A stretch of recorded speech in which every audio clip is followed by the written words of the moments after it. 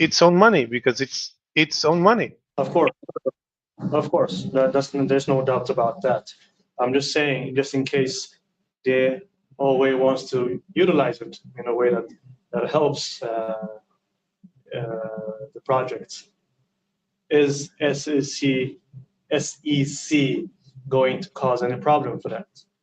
If we assume that the OA controls those funds, the OA can do whatever it wants with them because you send them for your own free will to that address, and that address can do with the funds whatever it wants. It's again as simple as that. It doesn't matter if it's the Hold on, OA, if it's hold on. richer, it's whatever Wait, it is. wait, wait, wait. Elmeyer, let me ask one question. Please, what does SEC stand for? I'm asking a question. Can you answer, please? Are you asking me or Elmeyer? I'm asking you. But I have no idea. I'm not even American. But I think it's like a government authority with Securities control and the finance. Exchange Commission. It's Securities Exchange Commission. It regulates securities. HEX is, by definition, not a security. Therefore, it does not come under the jurisdiction of the SEC.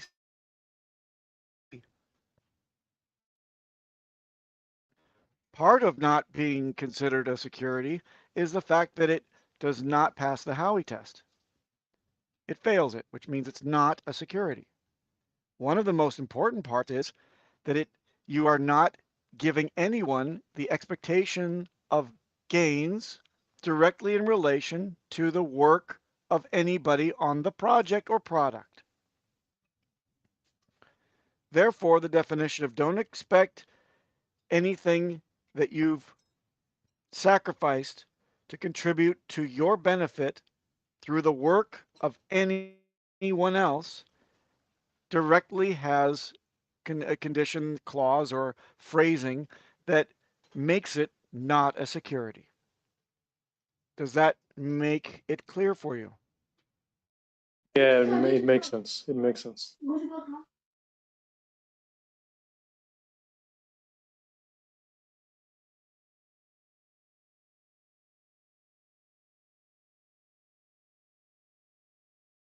Well, the hell with SEC then. Exactly.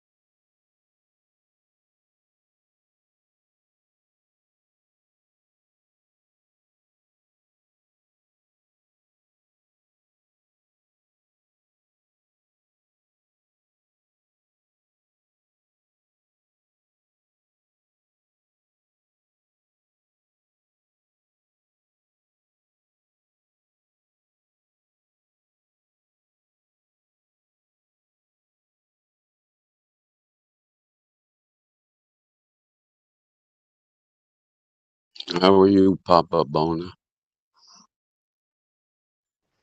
I'm loving this bear market. I love nothing more than to sit and wait for shit to happen. How about you, sir, Mr. Jiggs? Yeah, about the same. I'm in the same boat as you, except I still haven't been able to do that Coinbase. Since I took it off the phone, I can't get it to. I have the account up, but I have to learn how to copy and paste to Coinbase so I can transfer it to the hardware wallet. Um, how do you? Yeah, are you familiar? Yes, you're familiar with Coinbase. Uh, I have to see I'm if you not. can. You're not. Oh, okay, right, right. All right. Other than that, everything else is good. Just listening. I don't know where everybody went. It's mind-boggling. Jakeinator. Life is good. The whole crew. Nobody's on anymore. I don't get it. It's summer. It's summer after the holidays. They're probably vacationing with their kids. Who knows? And it's a down market. So, and there's no updates. They figured that we'll come get them if there's something that happens, right? I guess. I guess. Jakeinator and Joseph were here 2 days ago. Really, I didn't hear them. Usually they're on every night for hours and hours. But Mello, he hasn't been on. Pepe, Redneck, uh, the whole crew. So I don't know.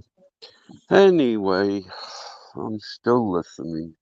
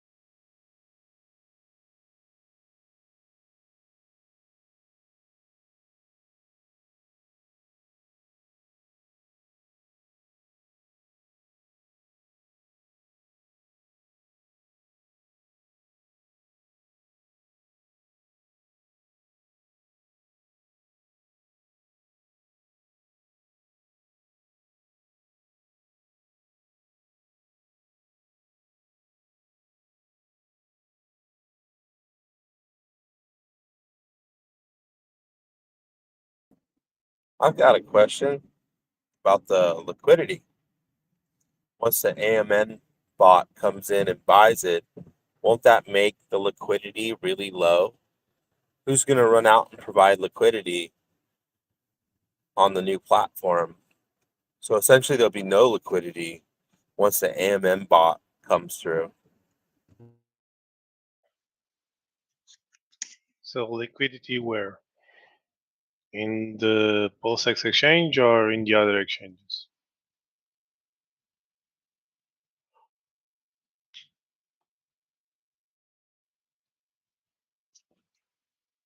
Did you hear me?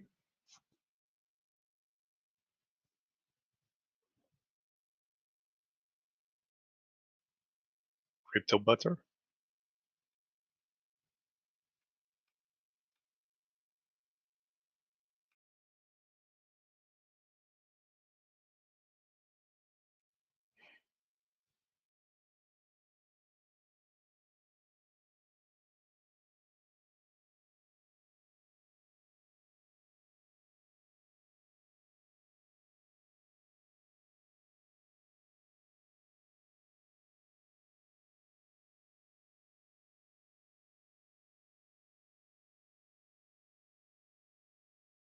Guys, imagine when the OA address is copied over to the Pulsechain.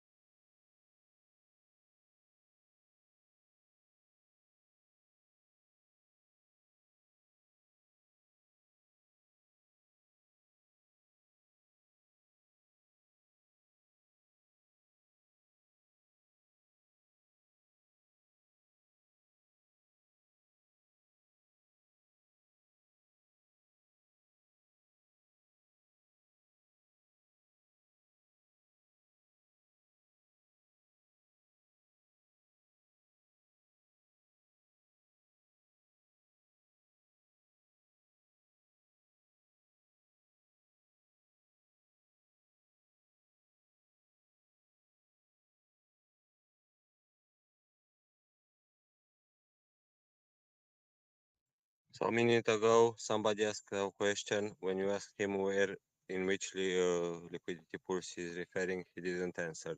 Earlier, some other people came, put some questions that they themselves could not understand them.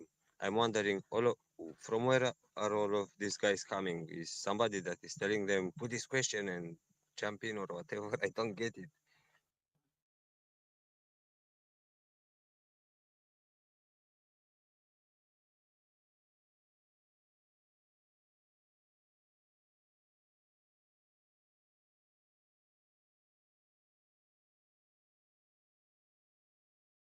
Am I the only one thinking of this one?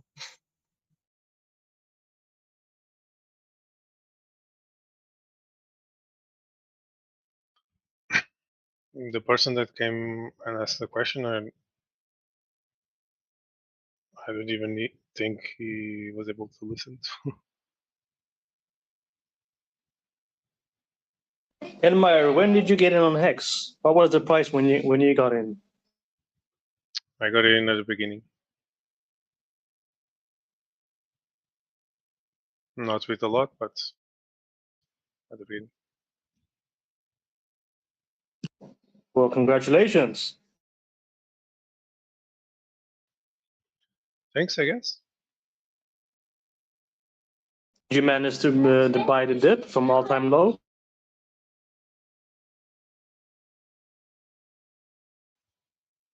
I dollar cost average at the beginning in the adoption amplifier.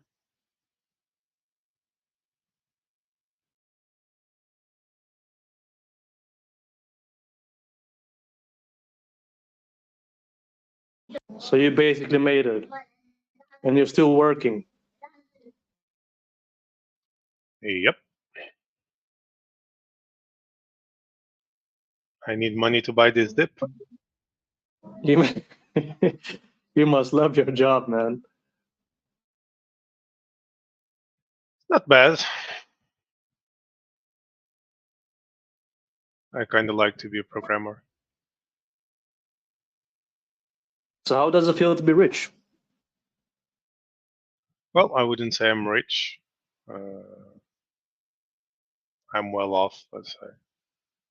But my lifestyle didn't change at all. So maybe when Pulse launches, I'll actually create a project that I've been planning on for some time, but that's it.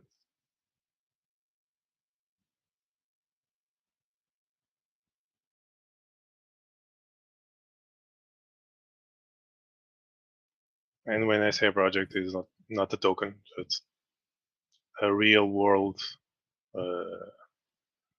company. What kind of company, bro? Well, I'm planning on creating just a kindergarten.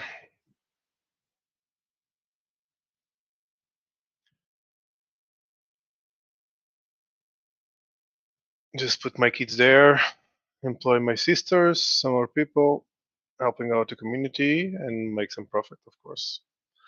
But mostly just to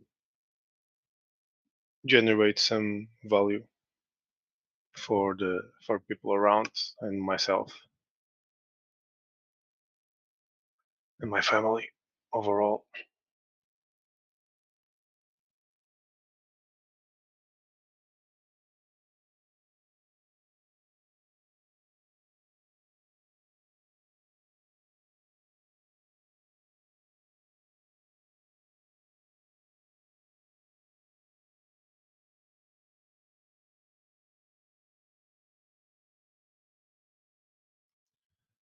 Believe it or not, it's more expensive to have a kid in the kindergarten here than going to university. So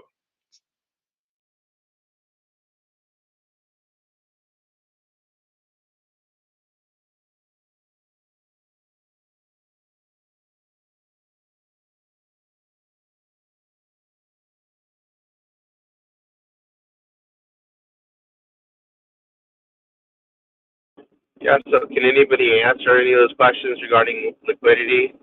Like, won't liquidity be really, really, really low for all assets that have been purchased by the AMM bot on launch? can you listen to us? I was trying to answer before, but you weren't able to listen. Oh, maybe I was out for a second. So, what was your overall response? Sorry about that. So when you're asking about the liquidity being low, you mean in the PulseX exchange or on the other exchanges? Well, doesn't the AMM bot come through and purchase anything paired with ETH on all exchanges, or most of them if it can? So what will happen is all the pools that, all the pairs that are on Ethereum paired with ETH, when the fork happens, they will be paired with Pulse. But the ratios are wrong because one Ethereum becomes one Pulse when we know that the dilution is closer to 1.2 million, right? So the the fixer bot does two things.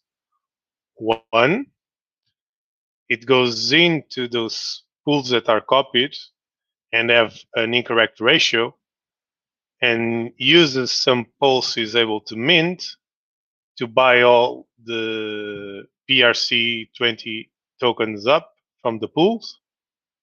Okay, that's the first thing it does.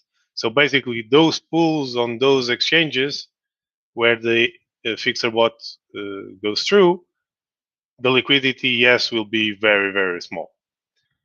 The second thing it does is puts back those tokens it bought up in a liquidity pool with Pulse with the correct ratio inside the PulseX exchange.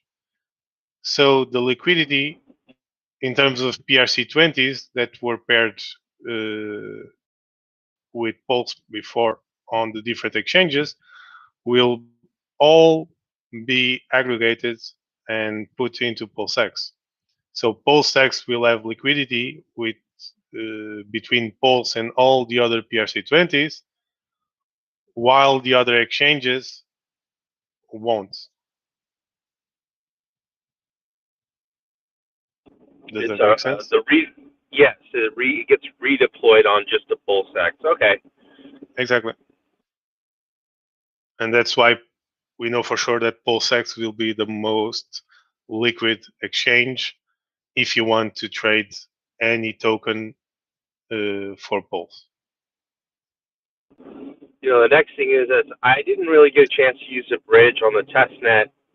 I think I tried one day a few months back, but I'll have to go back and see how that bridge works and how easy it is to use, because I was thinking about the other day that if the bridge is really easy to use, then the value proposition of being able to bring over your assets just so you can trade cheaply and move things around on PulseX is going to be a huge, huge value proposition that supports Ethereum network.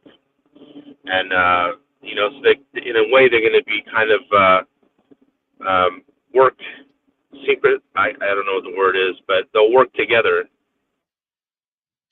Yeah, it's Yes, going to be a and symbiotic relationship, was what you're trying to say. yeah, it will Or be a at least it symbiotic has the relation. potential for it. Yeah, and the bridge is very easy to use. Last time I checked, even if you bridged from Ethereum, you of course need to pay gas to interact with the contract. But on the Pulse side, since the fees are so cheap, the tokens would be claimed to your wallet immediately. You didn't need to go there and click claim. But if it's on to the other side, then from Pulse to Ethereum, then on the Ethereum side, you also need to claim because the fees are higher. So, but it's very easy to use and very straightforward. The next thing would be if I was the OA that's launching Pulse, and I had all of the sacrificed assets, what would be the play with those sacrificed assets? What would be the most advantageous play to benefit both the network and or myself if I own those assets? Is the play to dump on Ethereum? Is the play to provide liquidity on Pulsechain? Is the play to just hold and let the assets sit?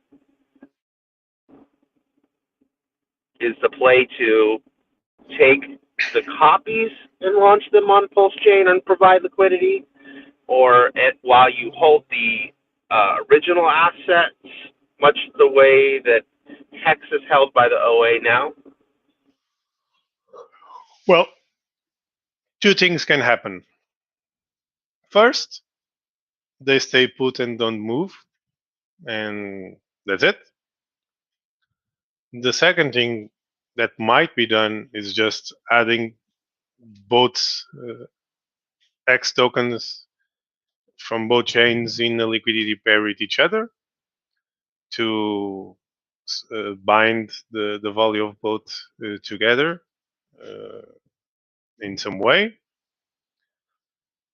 which in one sense can be good, but if you think deeper about it, it means that people will be able to exit the Pulse ecosystem via that pair if the pair is very liquid, right? So basically, anyone that has any shit token that is paired with to which the copy is paired with Pulse can sell that shit token for Pulse, then Pulse for X, and then exit through the X pairs to the Ethereum side, and then extract value that way. which overall it's not the best thing for the entire ecosystem, right? Because you want people to be able to have some value, of course, but you want more people to join than to exit. So you need the liquidity pools need to be set in such a way that there's a balance between the people that want to exit and the ones that want to enter, right? Or else you're just giving money away. Yeah, I don't see the OA giving any of that, any of the value of those assets away at all, and especially in a way that provides liquidity when paired with copies. Yeah, exactly. So that might happen, but maybe later when the system is more stable, and to make sure that X is paired always 1-to-1 and reaches so-called parity.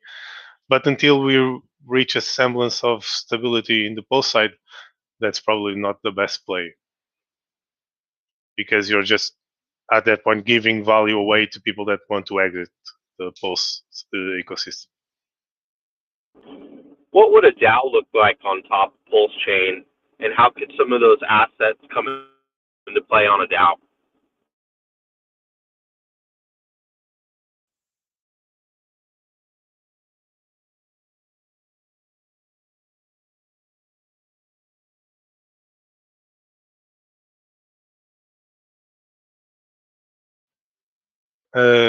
Sorry, my mic just got wrecked. When you say a DAO on the Pulse chain, what do you mean exactly? And I don't know. That's why I'm asking. Like some sort of like secured, decentralized banking system that has the assets that you can add your assets to. I'm not real clear. Are some sort of mutant of some of the things that we've seen fail recently. Well, a DAO has not really anything to do with it. Like a DAO is the decentralized autonomous organization. That's what the DAO stands for. And usually it's to vote on proposals and on things that the ecosystem might want to do. Like add changes to the code, increase the interests, and things like that. But in the context of Pulsechain itself, I don't see the reason to have a DAO for that. Maybe some projects will have a DAO. For instance, PulseX, the exchange, has a DAO, or is a DAO in a way. But I don't see any point having any sort of DAO just for Pulse itself. So as it stands, we don't foresee any type of DAO for voting purposes associated with either PulseX or Pulse. With PulseX, you have. So you have a DAO in PulseX. You can vote with your PulseX in the proposals that will be made on the exchange. But for Pulse itself, I don't see a reason to create one or to have one. So PulseX will have voting rights, or will it be the additional token associated with PulseX? No, PulseX has voting rights. Were there? I haven't. It's been a while since I messed with the testnet. There was proposals, weren't there? On top Yep. of that, PulseX. Yep. And that's what a DAO is. You can vote on proposals, right? What's the state of PulseX right now? Is it still kind of in the have those proposals running? I know that they pulled staking of PulseX at some point, and you couldn't stake any longer. What's it look like right now? So the state that you saw previously is the testnet. So the testnet is for testing purposes. So all the voting that is taking place and all the staking pools that exists are for test reasons. So the pool that was there and wasn't anymore, it's because when the pool was created, it had a set date to expire, and when that date was reached, the pool went to the closed tab as it was supposed. So it's testing the different features that the exchange will have. When the real thing is up, you'll have the same features, but we'll probably have more pools as other tokens want to create their own pools to share their tokens with PulseX holders.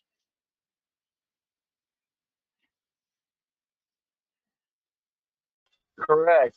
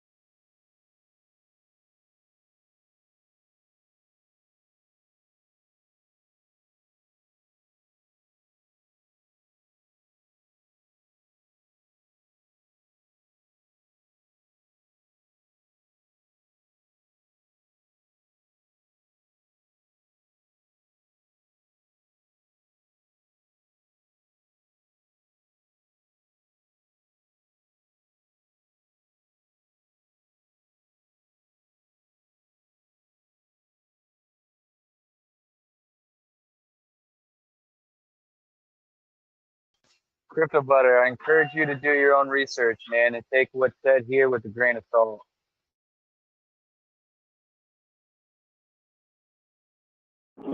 I absolutely do my own research, but I also enjoy the conversation because it kind of helps to see what other people's viewpoint is on what exists and what it looks like right now. I mean, we all have opinions.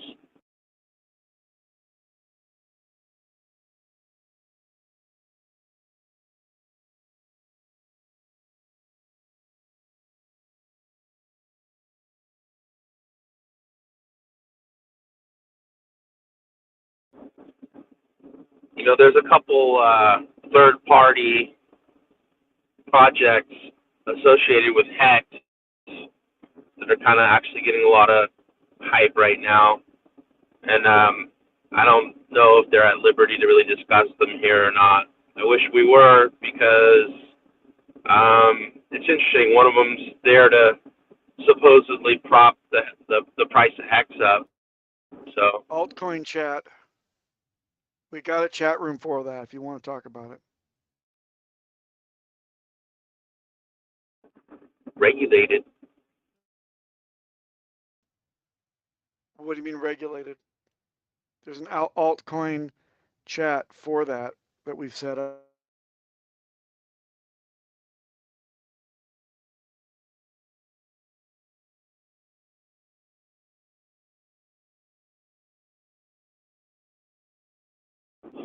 Anyways, I'd just like to say that I'm glad that we have this delay.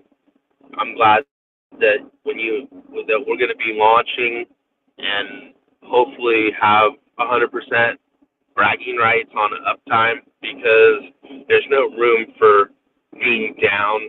And if there's any type of attack surface that gets exploited, it's going to look stupid. I'm posting the link to that room for you in case you'd like to, Nice. I appreciate it. I appreciate it. Yep, it's coming in the main chat right now, pulsechain.com chat, text chat, and posted now. We just don't talk about third-party products here. You can talk around it, or consider it a category of tokens or projects, but we don't discuss them by name here in this chat.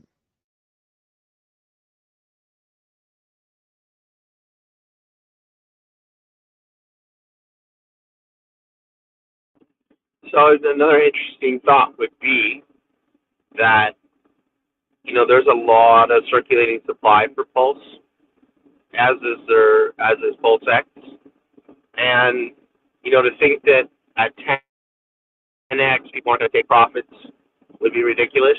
and it'd be any speculation on the amount of liquidity that will be on the market at 10x. You know, what percentage of circulating supply will end up hitting the market at any one time? I'd love to hear somebody's input on that. Well, I have no clue about it.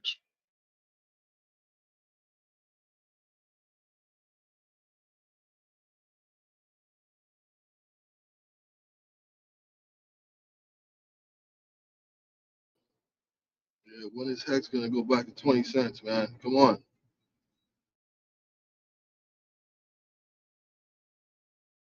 You say 20 cents? That's where I got in October. Shit. Well, just buy it up.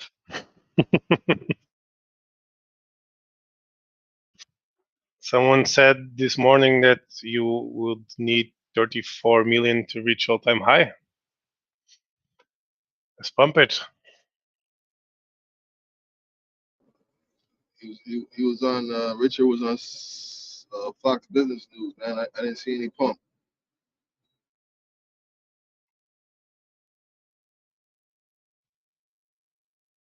Yeah, it's kind of interesting to me that, like, so he does Fox the other day, and that, you know, we're still struggling as much as we are.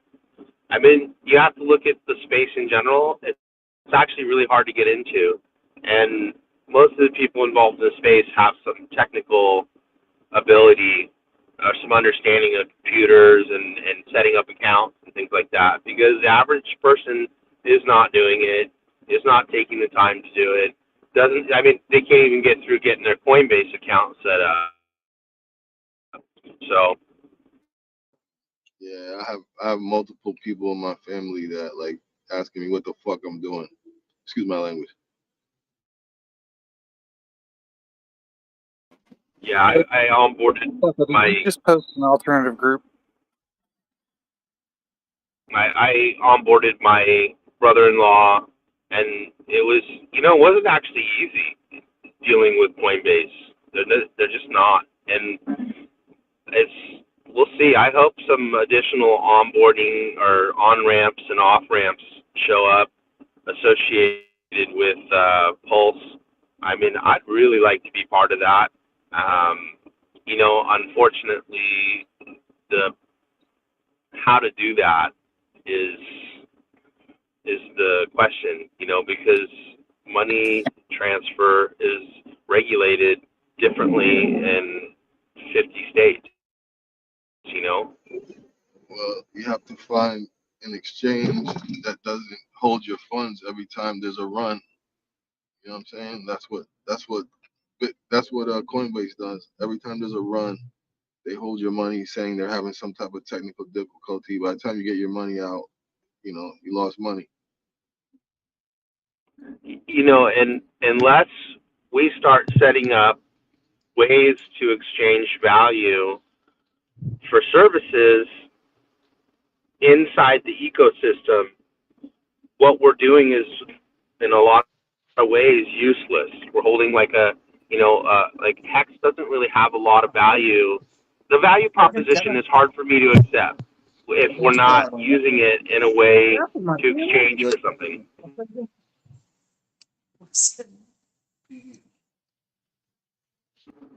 I do want to be able to accept Hex for the sale of items and without having to hassle with regulation.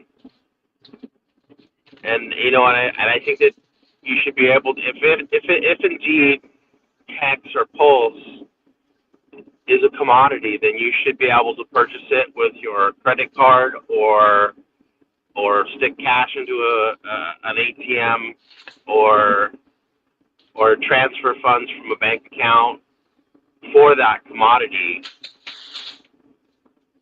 as an unregulated security.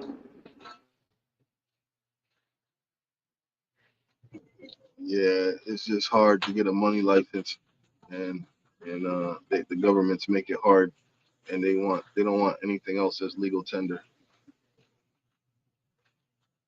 mean, you can still accept hex for what you want, but that's the next problem. Like somebody wants their cut, much like Visa or MasterCard.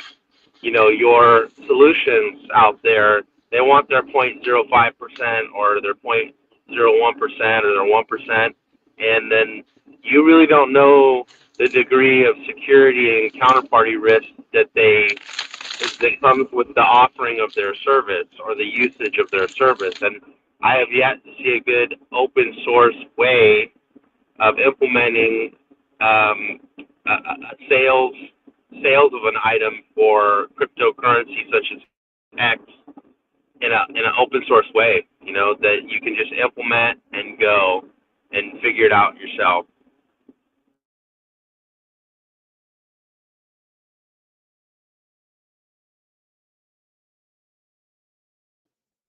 Well, the two presidents that tried to set up alternate money systems both got assassinated. Kennedy, with the silverbacks, and Lincoln, I forgot what he had, but they both got assassinated. So that'll tell you how hard it is to set up money.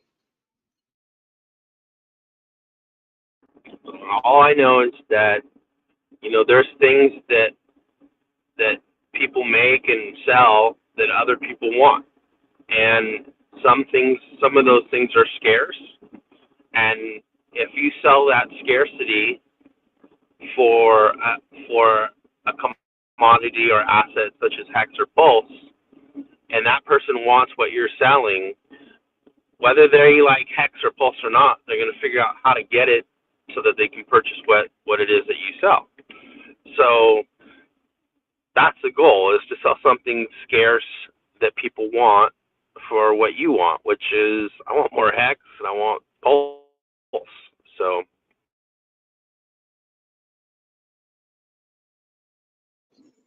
It sounds practical, but implementing it is difficult.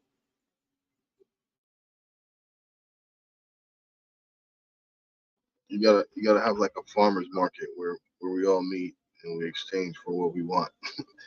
Give me 10 tomatoes, I give you some honey and eggs. yeah, if I can send you a little Hex for a tomato because I need it for dinner tonight, and I can do it really quickly on my phone. And that's only the maxis they're like, oh, I'm not spending my Hex on anything. Somebody who really doesn't get the value of Hex, but maybe in the system or in the ecosystem, or has the ability to quickly get their hands on it, might transfer. Oh yeah, give me 10 Hex for that tomato. Oh yeah, whatever. Dude, you want this for the tomato? Sure, I just want the damn tomato. So That's that's what the Lightning Network is about with Bitcoin. They're trying to make you be able to transfer and use crypto especially Bitcoin in a way that's that it could be used as an exchange of basically an exchange medium like the dollar bill. But until You they get mean how it was supposed to be from the start? yeah, exactly. Well, that's why Richard kept shitting on it, because he says it was supposed to be this, it was supposed to be that, but he never figured it out. But I guess it's taking a lot longer than how long it was supposed to. Maybe the next cycle, that they'll get this Lightning Network set up, and they'll get Bitcoin to the place where it's you can exchange, because they have it on different like Cash App and these different uh these different exchanges have Bitcoin integrated now. So you know why can't we use it as an exchange of for whatever we need? I guess if you would have to be in a country that that's promoting it, or that's accepting it as legal tender.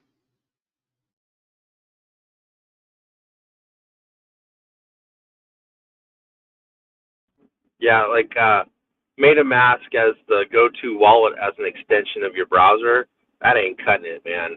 And if you're gonna get any type of like real mass adoption, then you almost need like a better wallet slash app that you can quickly get funds into, and then easily transfer funds back and forth between people. Like, if I could open up an app from the App Store and transfer $20 from PayPal to get my HEX, and then bang, you're like, hey, dude, send me the HEX. Boom, HEX is coming. And if I could do that in a matter of minutes, then like, hey, we're in business, man. I hope whatever wallet that RH plans to build and launch has some of those features. And the same thing goes for Web3. Web3 associated with MetaMask, that ain't going to cut it. These transactions are going to have to be basically embedded in the actual pages themselves somehow in a way that's secure for the transfer between parties. So what That's you're what. saying is already possible to do. It's just a Yeah, matter and of Cash how App, much are you Cash willing App. to pay in terms of fees. Yeah, you can do that with Cash Well, App right now. But You can put Cash money App, on your you can put money directly on your MetaMask and swap it in the MetaMask for X, and then send it to somewhere else in 5 minutes. It's just a matter of how much fees are you willing to pay to do that. yeah, I always tell people to avoid swapping anything with MetaMask. It's not a platform that I have trust in, and that might be of ignorance, but it's just not something that I've trusted or been willing to try. And then I hear the fees are pretty big. I heard they're making a killing doing that. So Yeah, it's not how I'm buying my. I'm not endorsing it. I'm just saying that what you already proposed is already a possibility. It's just a matter of how much fees are you willing to pay to have it. So it's not something that it will only come in the future. You can already do it. You just pay extra fees to do it.